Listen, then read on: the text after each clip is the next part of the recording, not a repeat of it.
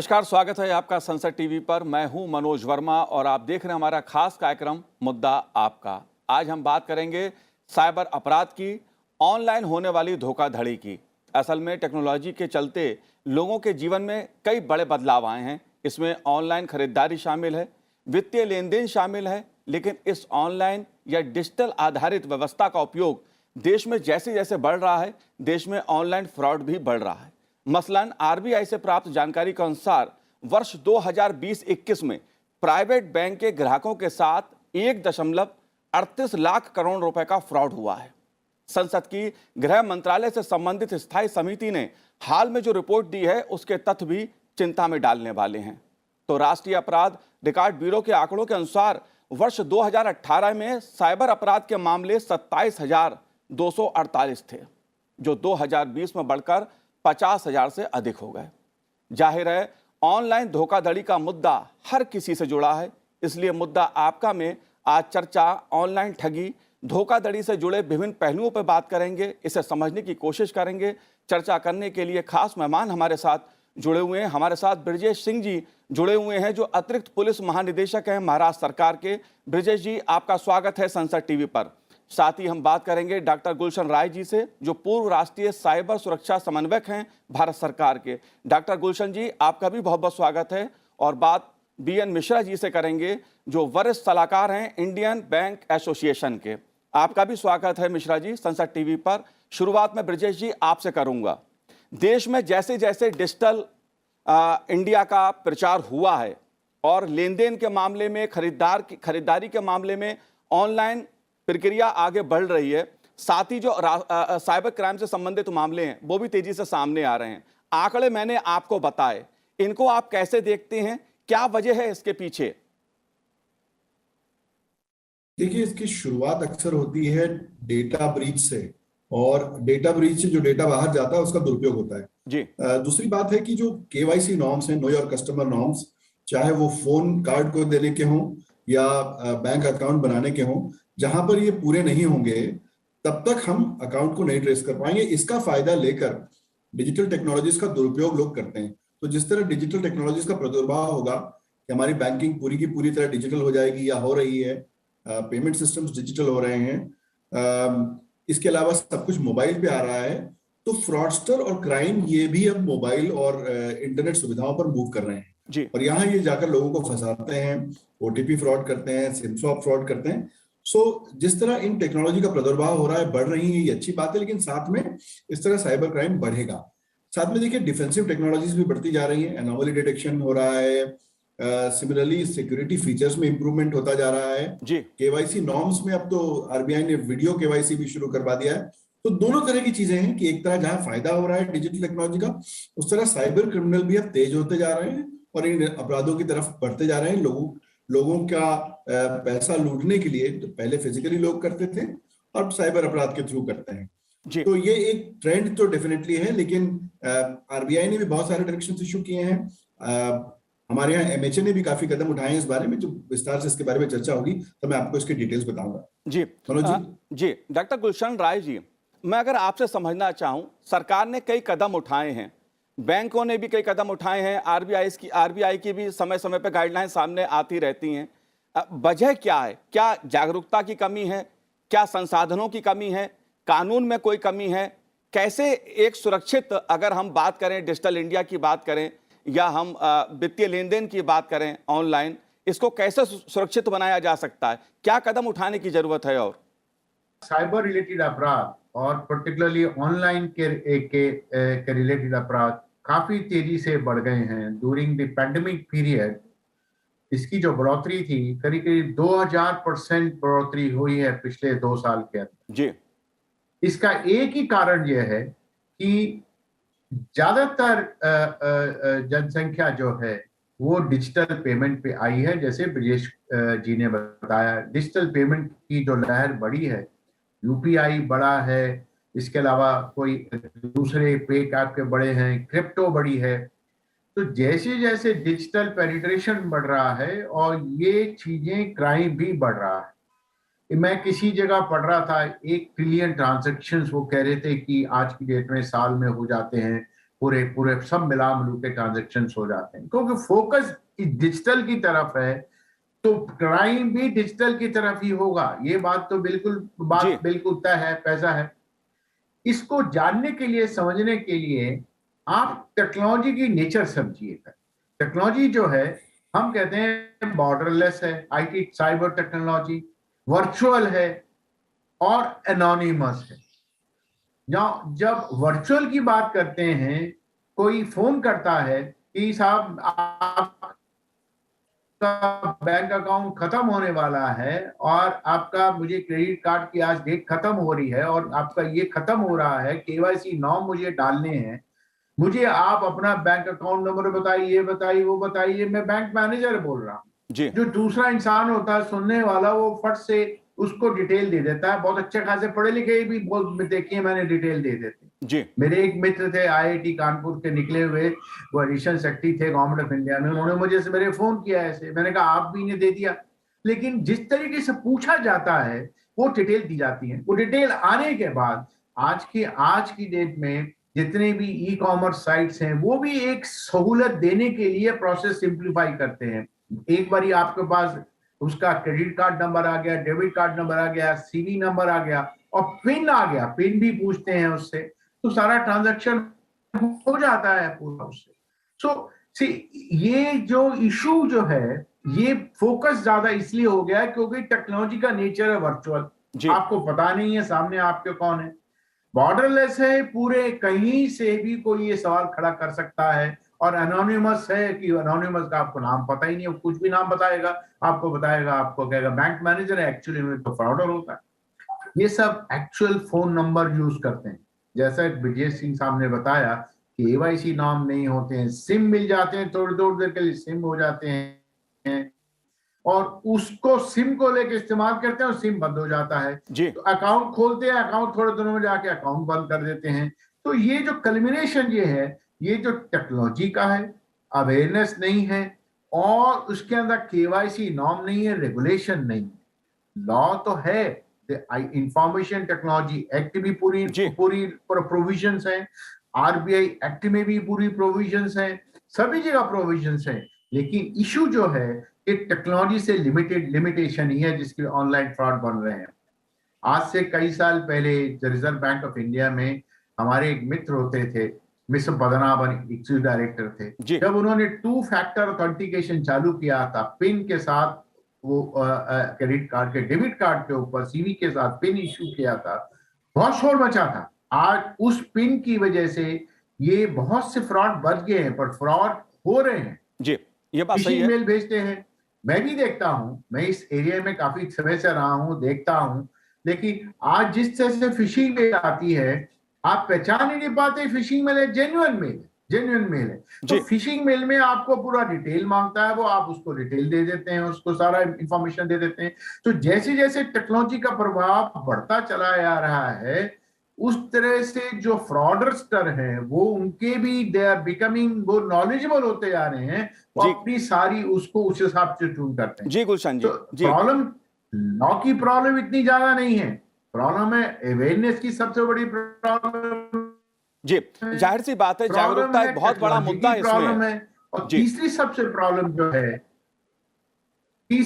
बड़ी प्रॉब्लम जो है कि केस इन्वेस्टिगेशन बहुत वीक है, डेटा पता नहीं कहां का इन्वेस्टिगेशन है। जी बिल्कुल, इन्वेस्टिगेशन बहुत वीक है, हम उसको कल्प्रिट को पकड़ नहीं पाते। जी गुलशन जी, अगर वो एविडेंस को उस वक्त उठा दिया तो ठीक है, नहीं तो एविडेंस खत्म हो जाता। जी, इन्वेस्टिगेशन एक बहुत बड़ा मुद्दा है ऑनलाइन मुद्दे में। ब्रजेश सिंह जी से मैं समझने की कोशिश करूंगा, लेकिन बीएन मिश्रा जी, सबसे पहले मैं आपसे जानना चाहता हूं, क्योंकि यह वित्तीय लेन देन का मामला है, खरीदारी से जुड़ा मामला है, ऑनलाइन ट्रांजैक्शंस का मामला है, और सबसे ज्यादा जो सवाल उठता है वो बैंकों को लेकर उठता है।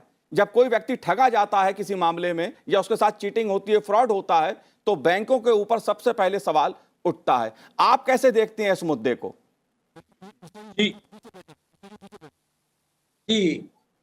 जी, मैं यही बताना चाहूंगा कि देखिए, बैंकिंग एक आजकल एक मूलभूत सुविधाओं में सेवा है सभी के लिए, और बैंकिंग को छोड़ के हम सोच नहीं सकते हैं किसी भी आम नागरिक का भी। कहीं ना कहीं there is a little bit of banking in everybody's life, जो कहा जाता है।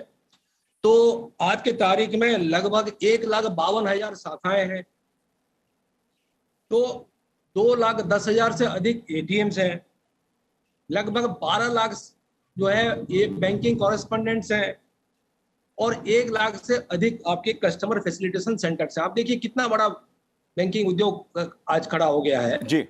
तो इसके तहत, और आज हम नहीं कह सकते कि डिजिटल बैंकिंग ना करें तो चल सकता है, कि just not possible. Digital banking तो चलेगी और काफी तेजी से चल रहा है, और हमारे डिजिटल जो लेन देन है उसमें बड़ी तेजी से बढ़ोतरी हो रही है और होना भी चाहिए।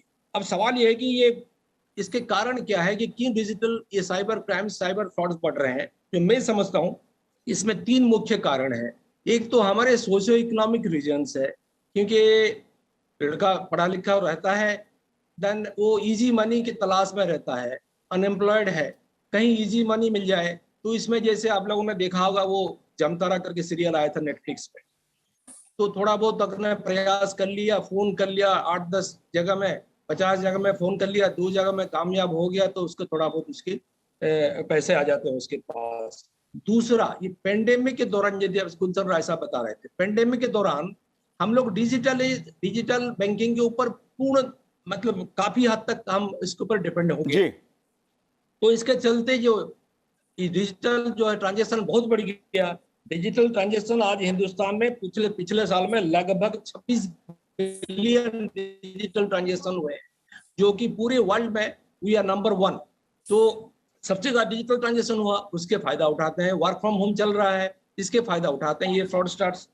तीसरा है, अब इतना डिजिटल हम काम करते जा रहे हैं सभी लोग, जो कि पढ़े लिखे भी, तो एक डिजिटल फैटिग हो गया है। वो कैजुअल हो जाते हैं, अपने पासवर्ड, पिन, इसमें थोड़ा कैजुअल हो जाते हैं।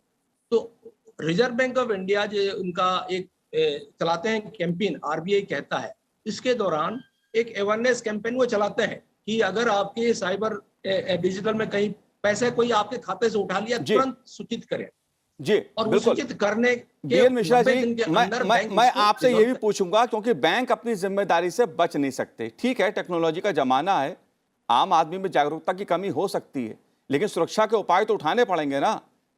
सिर्फ जनता पे बात डाल के तो बचा नहीं जा सकता। ब्रजेश जी, मैं आपसे जानना चाहता हूं, क्योंकि फ्रॉड के अलग अलग रूप आते हैं सामने उभर के, ये फ्रॉड किस किस तरह से उभर के सामने आ रहा है? मनोज जी, बहुत अलग अलग तरह के फ्रॉड्स हो गए हैं आजकल। देखिए, आपने ओटीपी वाला फ्रॉड तो सुना होगा कि कोई आपको फोन करता है और कहता है मैं बैंक से बात कर रहा हूं, आपका कार्ड ब्लॉक हो गया है, और आपको अल्टीमेटली ओटीपी शेयर करने के लिए कहता है। फिर आप देखिए, इवन जो आपके जो साइट्स हैं, जैसे अमेजोन हो गया या ओएलएक्स हो गया, वहां पर लोग चीजें बेचने के लिए निकालते हैं। जैसे ओएलएक्स पे कई बार फौजियों की वर्दी पहन के या पुलिस वाले की वर्दी पहन के लोग प्रोफाइल बनाते हैं और कहते हैं मुझे फर्नीचर बेचना है, ये करना है। उसके बाद में आपको एक ट्रांजैक्शन में इन्वॉल्व करते हैं, कहते हैं कि आप मुझे पैसा भेजिए ट्रांसपोर्टेशन का, और वो एक चेन शुरू होती है फिर पैसा लेने की। सिमिलरली हेल्पलाइन के फ्रॉड होते हैं। लोग कहते हैं, लोग गूगल पर गलत लिस्टिंग डाल कर हेल्पलाइन का नंबर ऐसा तैयार कर लेते हैं, जैसे सपोज कीजिए 50 जगह से एक बैंक के नाम पे हेल्पलाइन का नंबर अपडेट कर दिया किसी ने गूगल मैप पे या गूगल पे। तो कोई भी व्यक्ति जब गूगल करता है तो उसको वो फ्रॉडस्टर का नंबर मिलता है, वो बेचारा उस फ्रॉड नंबर पे फोन करता है और फंस जाता है। क्यूआर कोड का स्कैन का फ्रॉड होता है। आजकल देखिए, बहुत सारे जो पेमेंट सिस्टम्स हैं, वॉलेट्स हैं, वो क्यूआर कोड, एक कोड होता है, उसको स्कैन कर लेते हैं कैमरे से, उससे जो अकाउंट से लिंक होकर जनरेट होता है, उसका स्कैन का फ्रॉड होता है। लिंक आता है आजकल, जैसे जीपे या कोई चीज का यूपीआई का पेमेंट का लिंक होगा, तो वो एक्चुअल में आपको कहता है कि मैं पैसा दे रहा हूं, और वो पैसा लेने का लिंक होता है। मतलब कहता है छोटा ट्रांजैक्शन कीजिए 10 रुपए का और आपके 50,000 रुपए चले जाते हैं। सो इसी तरह ईमेल रिलेटेड फ्रॉड्स आते हैं। सिम स्वैपिंग का एक फ्रॉड होता है कि आपका जैसे फोन नंबर है, उसको आपका ईमेल आईडी पता लग जाता है, एड्रेस पता लग जाता है, तो वो फोन कंपनी को कहता है कि भाई मुझे पोर्टिंग करना है नंबर की, और नंबर की पोर्टिंग के नाम पे आपका फोन बंद हो जाता है। आपके नाम पे वो बंदा जो है वो दूसरा सिम कार्ड इशू करा लेता है, और जब वो बैंकिंग ट्रांजैक्शन करता है तो उस समय उसको पूरे ओटीपी उस नए कार्ड पर आ जाते हैं। इस तरह जॉब के फ्रॉड्स होते हैं, कई बार सोशल मीडिया रिलेटेड फ्रॉड्स होते हैं। एक फिशिंग चीज होती है कि ईमेल में आपको बैंक का लिंक आता है कि आप अपने क्रेडेंशियल्स अपडेट कीजिए, और हुबहू बैंक की साइट की तरह कॉपी साइट होता है वहां पर। जैसे आप अपने क्रेडेंशियल्स डालते हैं तो वो आपका अकाउंट ओटीपी को हाईजैक कर जाता है। एक और फ्रॉड होता है जहां पर आपको फोन करके कहा जाता है कि आप एक ऐप इंस्टॉल करें, और वो ऐप एक्चुअल में एक रिमोट कंट्रोल ऐप होता है, जैसे एनी डेस्क या रिमोट डेस्क की तरह, और फिर बाद में वो आपके फोन पर से या आपके डेस्कटॉप पर से रिमोटली आपके अकाउंट्स को एक्सेस करके फ्रॉड कर लेता है। तो अदर बहुत तरह के फ्रॉड आजकल नजर आ रहे हैं।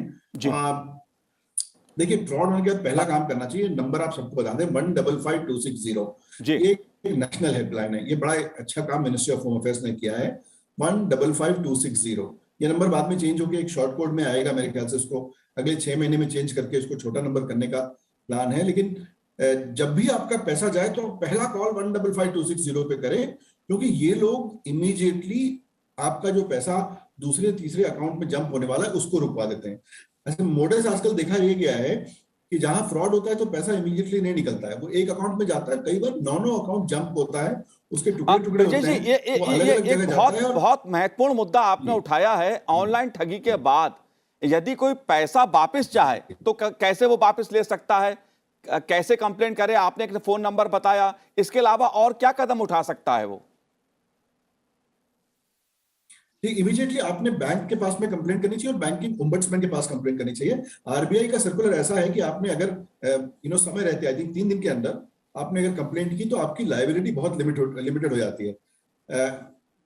प्रॉब्ली मेरा जानकारी इस समय ये नहीं होगी, करेक्ट नहीं होगी, लेकिन मेरे ख्याल से 25,000 पे लिमिट की है कस्टमर की लायबिलिटी को। I may be subject to correction, लेकिन 3 दिन के अंदर अगर आप कंप्लेंट कर दें और आपका फॉल्ट नहीं हो तो आपकी लायबिलिटी बिल्कुल 25,000 पे लिमिटेड होती है, चाहे पैसा आपका कितना गया हो। तो इमीडिएटली कंप्लेंट करना है, 155260 पे फोन करना है, और cybercrime.gov.in पे अगर आपको इंटरनेट का एक्सेस है तो cybercrime.gov.in पे एक कंप्लेंट कर देना है। ये सब अगर आप लोकल पुलिस स्टेशन जाए उसके पहले आपने इतना कर देना, जिससे ये लोग फौरी उस पैसे को बचाने की कोशिश कर सकते हैं।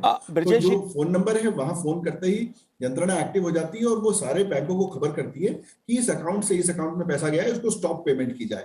तो एज एन अर्जेंट मेजर सबसे जरूरी ये करना है। और रिपोर्ट बहुत करना जरूरी है, क्योंकि जब तक रिपोर्ट नहीं होगा तब तक ये लोग पकड़े नहीं जाएंगे, इनके नंबर्स ब्लॉक नहीं होंगे, और इनका जितना सारा जाल इन लोगों ने फैला रखा है साइबर क्रिमिनल्स का, ये It has to be brought down with the help of law enforcement. Manoj ji. जी, ब्रजेश जी, बस एक बात मैं आपसे और समझना चाहता हूं, क्योंकि आपने तमाम मामलों का इन्वेस्टिगेशन किया होगा, तमाम केस आप देखते हैं, किस वर्ग के या किन लोगों को ये लोग टारगेट अपना बनाते हैं? क्या इसमें बुजुर्ग ज्यादा टारगेट बनते हैं, महिलाएं ज्यादा टारगेट बनती हैं, या कोई भी टारगेट इसका बन सकता है? वैसे अगर आप टाइपोलॉजी देखें तो इस पे डिपेंड करता है फ्रॉड का टाइप क्या है। जैसे अगर कोई OLX का फ्रॉड है या कोई फ्रॉड है, उस पर अलग तरह का है। सोशल मीडिया का फ्रॉड है, उस पर अलग तरह है। मैट्रिमोनियल फ्रॉड है, जॉब रिलेटेड फ्रॉड है, पॉन्जी स्कीम रिलेटेड फ्रॉड है। तो इसकी अपनी अपनी टाइपोलॉजी है, किस प्रकार का व्यक्ति इसमें पकड़ा जाएगा। लेकिन जनरली जो फिशिंग विशिंग और OTP फ्रॉड्स है, इसमें सीनियर सिटीजन या जो लोग बहुत एक्टिव नहीं है इन टेक्नोलॉजीज को लेकर, उनको ज्यादा टारगेट किया जाता है। तो एक वल्नरेबल सेक्शन है, हमारे मतलब बुजुर्ग हैं या जो घर पे लोग रहते हैं या जो इतने टैक्स हैवी नहीं है, उनको टारगेट स्पेसिफिकली किया जाता है। बैंकों की तरफ से काफी प्रयत्न हो रहा है कस्टमर एजुकेशन का। मैंने देखा बैंक बहुत कोशिश करते हैं, बाहर वर्कशॉप भी लेते हैं, सब लेते हैं। Even ministry of home affairs की तरफ से उनका एक साइबर का हैंडल है, साइबर दोस्त, उस पर वो लोग हिंदी में और अन्य भाषाओं में भी टिप्स जारी करते रहते हैं कि बैंक कभी आपसे, इंश्योरेंस एजेंसी कभी आपसे आपका OTP नहीं मांगेगी, तो किसी से भी आप उसको शेयर ना करें। इस तरह की सारी टिप्स दी जाती हैं। जी बिल्कुल। अवेयरनेस बहुत जरूरी है, लेकिन मुझे लगता है कई वर्ग अभी भी ऐसे हैं जिनको स्पेसिफिकली टारगेट किया जाता है, क्योंकि वो टैक्स हैवी नहीं है। जी बिल्कुल बिल्कुल। गुलशन जी, अभी जो केंद्रीय गृह मंत्रालय की रिपोर्ट सामने आई है, उसमें एक बात कही गई है कि जो देश में बढ़ते साइबर अपराध हैं उससे निपटने के लिए विशेष प्रशिक्षण की आवश्यकता है। जो राज्यों में पुलिसकर्मी हैं, जो हमारा पुलिस बल है, या जो इन्वेस्टिगेशन ऑफिसर्स हैं इसमें लगे हुए हैं, पुलिसकर्मी जो लगे हुए हैं, उनके विशेष प्रशिक्षण की जरूरत है। हाँ, आप बिल्कुल सही है। जैसे जैसे अपराध बढ़ रहे हैं, टेक्नोलॉजी का प्रसार ज्यादा हो रहा है, उस हिसाब से ट्रेनिंग रिक्वायरमेंट भी बदलती जा रही है। जी, आजकल सरकार जो है वो ट्रेनिंग पे और कैपेसिटी बिल्डिंग पे काफी जोर दे रही है। होम मिनिस्ट्री होम अफेयर्स ने इनका एक फंड है जिसमें उन्होंने हर स्टेट में फॉरेंसिक लैब खोली है और फॉरेंसिक लैब को एक्रेडिटेशन दिया है कि ताकि जो साइबर फ्रॉड जो है वो इन्वेस्टिगेट कर पाए और उसकी रिपोर्ट दे पाए। सो ये इसमें सरकार ने बहुत मेहनत की है। मिनिस्ट्री ऑफ होम अफेयर्स और ministry of electronics and information technology और स्टेट गवर्नमेंट इस बारे में बहुत ही मिल के काम कर रहे हैं। इसमें जुडिशरी भी साथ में लग गई है। हर जुडिशियल एकेडमी इस कंट्री के देश के अंदर हर जुडिशियल एकेडमी में एक ट्रेनिंग सेंटर खोला गया है जो जजेस को और पब्लिक प्रोसिक्यूटर को उस साइबर अपराध के बारे में देता है। 14,000 से ज्यादा पुलिस स्टेशन हैं। उन 14,000 से ज्यादा पुलिस स्टेशन में एक CCTNS एक प्रोजेक्ट के अंदर सभी को कनेक्ट किया गया, FIR के अंदर कनेक्ट किया गया है। उन सबको ट्रेनिंग दी जा रही है। देखिए हमारे देश में 10 मिलियन से ज्यादा पुलिस फोर्स है और उसको टाइम लगता है ट्रेनिंग के लिए। इतनी फैसिलिटी एक्सपेंड हो रही है फिर भी टाइम लगता है क्योंकि 10 मिलियन है। लेकिन प्रॉब्लम कंपाउंड होती है कि आप कुछ ट्रेन करते हैं, टेक्नोलॉजी बदल जाते हैं, फिर ट्रेन करते हैं, फिर टेक्नोलॉजी बदल जाती है। लेकिन बेसिक ट्रेनिंग सरकार में बहुत से पुलिसमैन को दी जा चुकी है और गवर्नमेंट का जो एफर्ट्स है, BPRND है, MHA है, MIT है, ये सब लोग बेसिक उनका एफर्ट्स है कि जितने भी कांस्टेबल हैं या सब इंस्पेक्टर है, इन सबको बेसिक ट्रेनिंग अंडरस्टैंडिंग दी जाए, बेसिक कोर्स भी, एडवांस कोर्स भी। मुझे लगता है 25 से 30% जो पॉपुलेशन है पुलिस की, उन सबको ट्रेनिंग इस बारे में पिछले कई सालों में दी जा चुकी है और they are better on. But आपके नंबर इतने ज्यादा बढ़ गए हैं, वो प्रॉब्लम खड़ी करते हैं, उसकी प्रॉब्लम खड़ी करते हैं। और कहां से नंबर आते हैं वो प्रॉब्लम खड़ी करते हैं। बट इन्वेस्टिगेशन की तरफ सरकार का काफी जोर है, काफी महत्व है। इंफ्रास्ट्रक्चर सरकार ले रही है, सेंट्रल स्टेट फंड के अंदर उनको पैसा ले रही है। हर स्टेट में एक फॉरेंसिक लेबोरेटरी लगाई जा रही है। वो जो स्टेट ज्यादा जागरूक है वो हर डिस्ट्रिक्ट में एक फॉरेंसिक लेबोरेटरी लगाने की बात कर रहे हैं, जो कि स्टेट मिनिस्ट्री ऑफ अफेयर्स उन सबको सपोर्ट कर रही है। जी ब्रजेश जी, आखिरी सवाल मेरा आपसे है।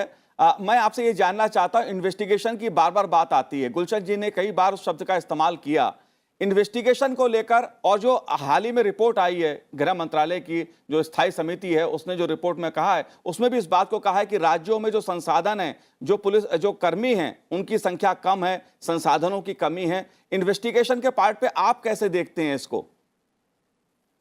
जी, जैसा गुलशन सर ने बताया कि काफी प्रयत्न हुआ है इस पर, और टेक्नोलॉजी एक जिसको आप कहते हैं कि शिफ्टिंग टारगेट है कि जैसे अभी तक देखिए आप कि वॉलेट रिलेटेड टेक्नोलॉजीज नई आ गई, mobile related phone related technologies नई आ गई,